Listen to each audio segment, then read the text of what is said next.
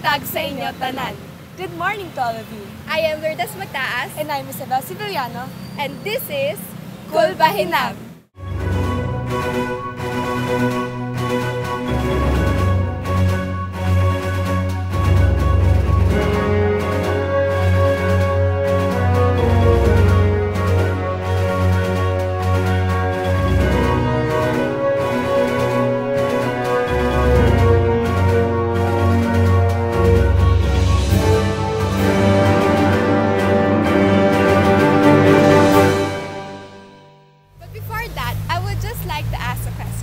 Isabel, what is the meaning of Kulbahinam? So, Kulbahinam roughly translates into a surge of emotions.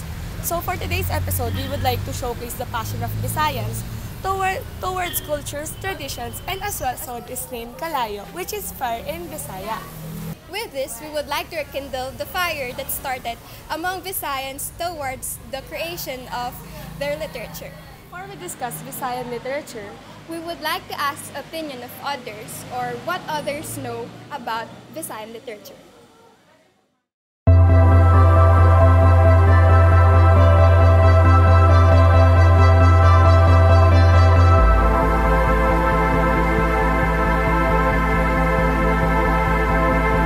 Wala po. Literature? None.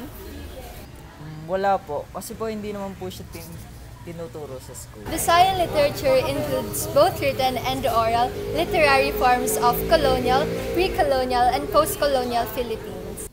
Wala po. No. Hindi po masyado kasi hindi namin siya pinagtutuon ng pansin sa mga literature subjects na pinag-aaralan namin lalo na sa eskwelahan.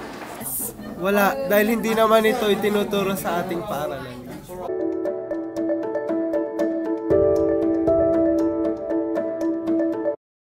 Is composed mainly of three regions. First is Region 6, which is also known the Western Visayas, which consists of 6 provinces, namely Aklan, Antique, Capiz, Guimaras, Iloilo, and Negros Occidental.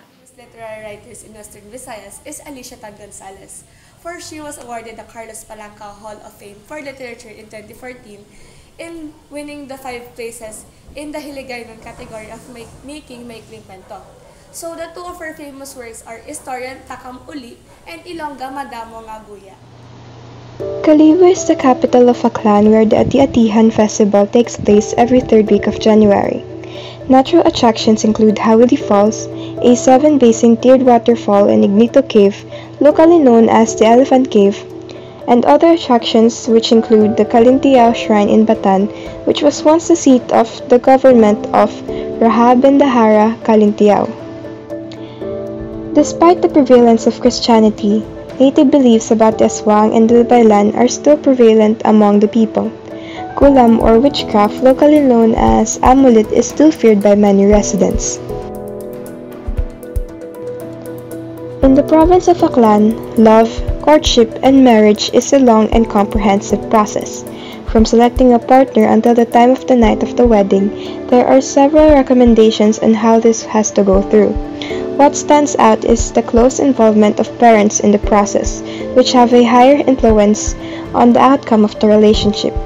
To ask the hand of a woman in marriage from her parents is a make or break milestone back then. There are several festivals celebrated in Aklan. First is, as mentioned, the Ati-Atihan Festival in Kalibo. Originally, the festival was to celebrate the treaty between the Ati and the Malayan tribes who settled in the island. The Ati tribe lived in the mountain regions and the Malay people in the flatlands or close to the water. The festivity begins in the dry season, at which time the Ati comes down from the mountains to trade and celebrate with the Malayan tribes. Next is the Bariu Festival. It is a unique festival showcasing the skills of every Nabasnon in weaving bags, mats, and hats made of bariu leaves, the prospering livelihood in the municipality. It is highlighted by the dance performance of local talent and ingenuity to the beat of the drums and indigenous rhythm, celebrated every May 14 of the year. Next is the Bugna Festival, which is a festival showcasing the different locally produced products and ecotourism destinations of Tangalan, like the Marine Sanctuary and Cora Garden, which is celebrated every May 16 of the year. And lastly, one of the celebrated festivals in Aklan is the Kaliugyon Festival, which is celebrated in Libacao every December 30 to January 1. Wherein they are costumed in modern and indigenous outfits that bring people together on the streets for merrymaking and to drive away evil spirits in the coming new year. The second province is Antique. Antique is located in the western border of Panay. It is filled with exotic plants and animals like rare orchids, wild deer, boar, and cloud rats. Antique celebrates its Binirayan Festival every December 27 to 29, where it commemorates the legend of the arrival of the 10 Bornean Datus on the island of Aninipay, now known as Panay. As Governor Avilio B. Javier, the father of Binirayan Festival, reminded the Antiques during the earlier celebrations, let us gather the strands and memories of our past, as we look back with pride, that we may look ahead with confidence to Antique tomorrow. Binirayan Festival's permanent theme is retracing our roots, celebrating our greatness. And now, for the next province, which is Capiz. Capiz Province is known as the birthplace of the first president of the Republic of the Philippines, Manuel Rojas. It is also known as the seafood capital of the Philippines. Capiz is known for the brilliant Capiz shell produced, wherein it is used in making windows, lanterns, decorations, vases, and etc. Its capital is Rojas City and is located at the northeastern portion of Panay Island, bordering Aklan and Antique to the west and Iloilo to the south. The people in Capiz believed in many myths and folklore. They also have superstitious beliefs and practices. The early Panayanon believed in many gods. Bulalakaw, a bird which looked like a peacock, was believed to cause an illness. A chief goddess was also believed to reside in the mountain of the nearby island of Negros Occidental. She was called Laon, after whom Mount Canlaon is named. Mediators of the gods, also said to be the first priests, were Bangot Banwa, who prayed for a good harvest and an orderly universe, Magindalon, who interceded for sick persons and prayed for the punishment of enemies, and Saliran and Salian, who performed marriage ceremonies. Mononubo was also known as the good spirit of the sea. The town people celebrate their annual festival called the Aswang Festival every 29th and 30th day of the month of October. This includes the parade of participants donning the four most dreadful costumes like kapre, wakwak, and dikbalang. Other festivals include Saot Capiz, Sinadya sa Halaran, Pangahaw Festival, Guyum-Guyuman Festival, Talahang Festival, and Tagbuan Festival. Iloilo Province contains plenty of historical and cultural sites. The capital city of Iloilo celebrates the Dinagyan Festival every fourth weekend of January. The Dinagyan Festival is a religious and cultural festival in Iloilo City. Held on the fourth weekend of January, it is held to honor the Santo Niño and to celebrate the arrival of Panay, of Malay settlers and the subsequent selling of the island to them by the Alis. Guimaras is a small island located between Negros and Panay Islands. Its main product is the yellow mango. The Manggahan sa Guimaras Festival is an identity festival of the province celebrated every April 16 to 20 for the sustained promotion of the mango industry.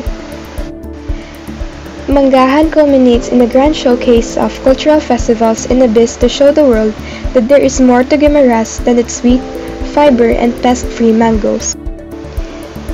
The next province is Negros Occidental. Negros Occidental has long been a center of culture and arts.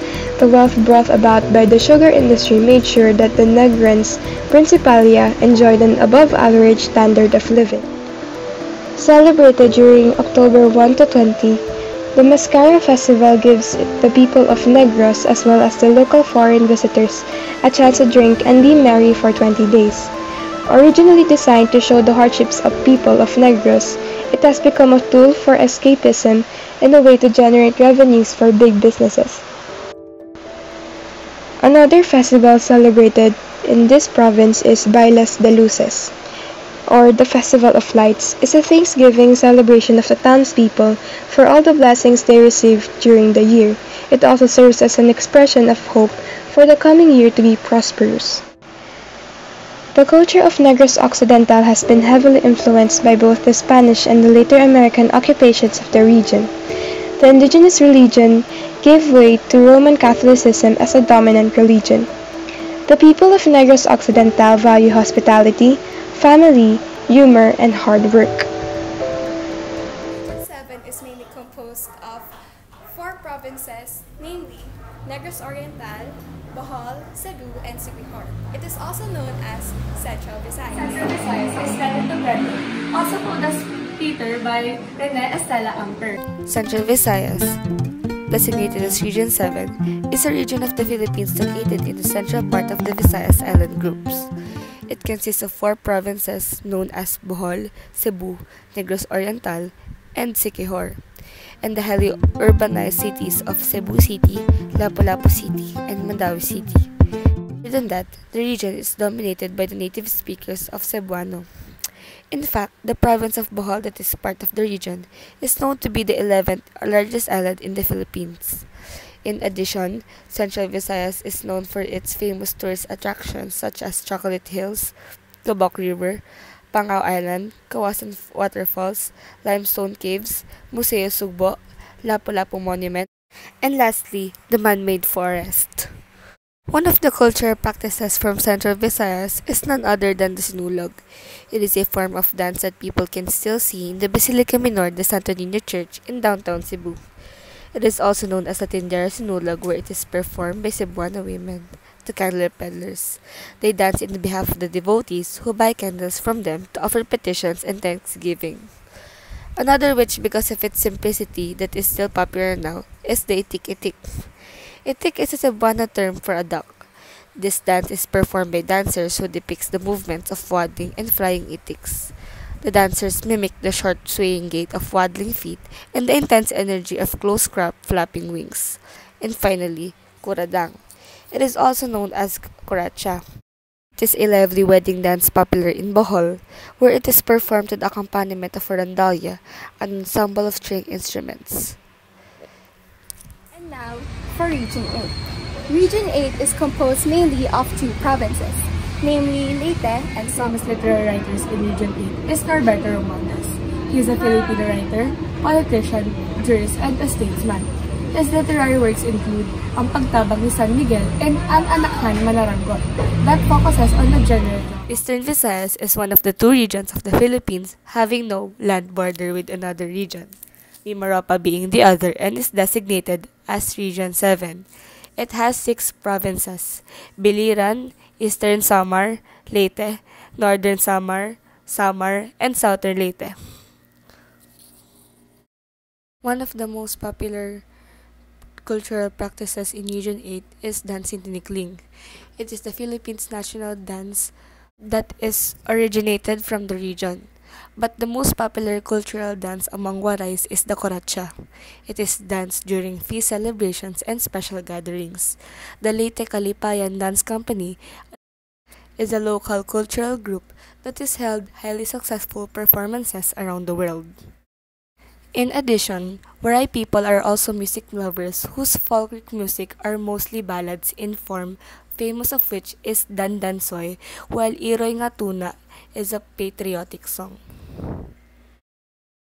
Furthermore, Region 8 is also known for the Karapayan Festival of Blessed Virgin Mother, wherein it is a colorful festival depicting how the early Giyan townsfolk enjoyed nature bounties, rich marine life, fertile land, and verdant forests. It is also a thanksgiving to their patroness, the Blessed Virgin Mother.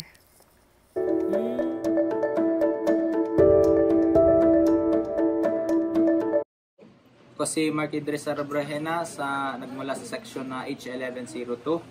Ako naninirahan dati-rati pa sa sa rehiyong Visayas, particular sa sa Eastern Visayas. At yun, kung hindi ako magkakamali, yun na ata ay Region 8 o 7, hindi ko lang alam. At particular sa Visayas na ako nanirahan ng 7 taon sa Negros Occidental, Sagay City. At ang kilalang lugar doon sa Negros Occidental ay ilan lamang, kagaya ng Silay, Bacolod, syempre, at Talisay, Victorias, Pabrika, at yun lamang ang ilang mga alam kong lugar sa Negros Occidental. So yung mga bagay na aking mahal at binabalik-balikan sa Visayas, so particular sa amin sa Negros Occidental, ang hindi ko makakalimutan is yung inasal na manok. Sapagkat ito lamang ay bukod tangi ng mga pagkain sa amin sa Negros Occidental. Ito ay particular makikita sa Bacolod, sa lugar na tinatawag nilang Manokan Country, na binasagan nilang Manokan Country dahil madaming business doon, commercial business ng Manokan. At pangalawa is yung values. Yung kami mga Visayas, kami mga taga-Visayan is pinapahalaga namin. Kahit hindi kami hindi naman uso yung paggagamit ng po at opo. At kami sa pilitan nga naman na magsasabi ng po at opo dito pag sa Luzon. Kahit hindi kami nakakapagsabi noon, tinatrato pa rin namin ng bawat isa, kahit patanda, bata, o kung sino man yan, na treat them fairly. Ang ginagawa namin is kung anong gusto mo matrato mo sa sarili mo, yun, ganun din natatrato mo sa ibang tao. So, sa katotohanan, kahit ako ay kalahating breed ng pagiging Bisaya. So sadly, hindi ako masyadong mulat sa pagbabasa ng Visayan literature. Isa or dalawang rason kung bakit hindi ako mulat. Ang isang rason is yung curriculum ng pag-aaral namin, no? At ang curriculum ng pag-aaral namin, no, is natatabunan or na-overlap ng ibang lingwahe sa pag-aaral. Katulad na lamang ng Ingles at Filipino. Pangalawang rason is kung magbabasa man kami ng libro or kung ano man, literatura, particular doon, is puro Ingles ang nababasa namin sa course namin ng 21st literature, no? Basta ganun. At yung feeling, kung magpapabasa man, syempre sa Tagalog. At yung mga i-feature or showcase doon ng mga literature is yung mga halos sa feeling ko is yung puro dito sa Luzon ng mga literature. At hindi masyado na showcase o naipapabasa sa ibang bata yung literature ng sa amin mula sa Visayas.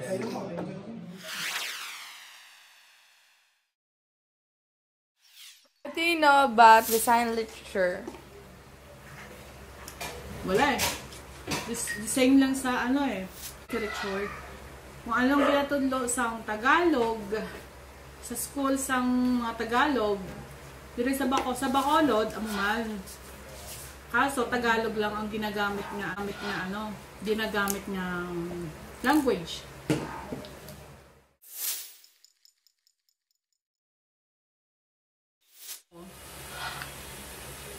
Hinang lang ay magtudlo.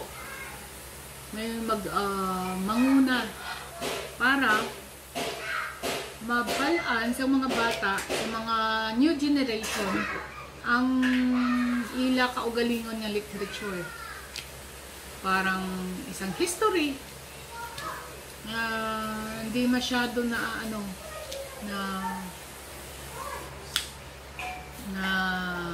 bibigyan ng tawag dito ng pagkakataon.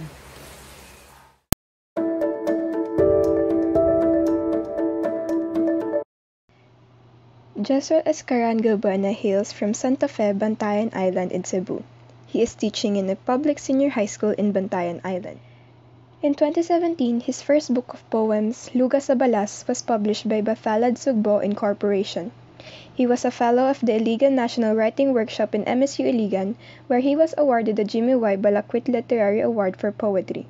He was also a fellow in the Ateneo Writers Workshop in Ateneo de Manila University and the IAS National Writers Workshop by the University of St. La Salle in Bacolod.